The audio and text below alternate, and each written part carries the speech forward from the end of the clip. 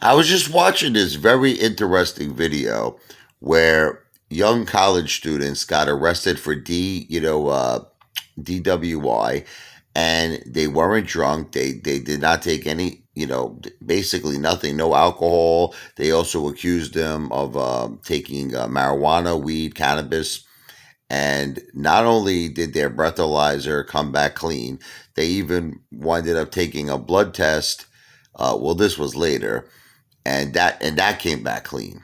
So it was all based on assumption. I was just if you look up the video, it's like how you can get arrested for DWI or DUI, even if you're sober. You should look this up. See, there's a lot of things we don't understand about the law. I guess a police officer has the right to make, his own personal, professional judgment, even if the breathalyzer comes back that you're sober. Okay, I don't know if you know this. Okay, and he can detain you.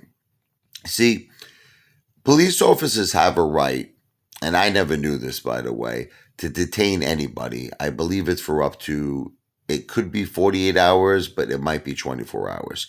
So if they feel you're a threat in any way, shape, or form, they could detain you for up to 24 to 48 hours. I'm not sure, it's one of them. And it happened to me. Unfortunately, from my own father. May he rest in peace. When my father and my mother had, unfortunately, a fight that resulted in my mother getting divorced from my father and moving out and moving in with me, my father was pissed. And he was a good man. Listen, and I don't want to tarnish his name. He was a good man. He loved his family. He loved his grandchildren. He just unfortunately had a little bit of an illness, mental illness, where I believe he was bipolar. And, he just couldn't sometimes, when he got so angry and when he got so enraged, it was like he couldn't think clearly. He couldn't, that was it. And, he called up the police saying that I was outside his house, threatening to attack him with like a bat. Now, he lived in Brooklyn. I lived in, at the time, Staten Island. And so when the cops were called, they immediately came to my apartment. I had an apartment at the time in Staten Island. And it was like literally they responded 5 minutes after the call. So I was trying to explain to the officer, how could I have gotten from Brooklyn, right, to Staten Island this quickly? They said it's not possible. I said, okay, so then this whole thing should just be thrown out, right? They're like, we have to detain you.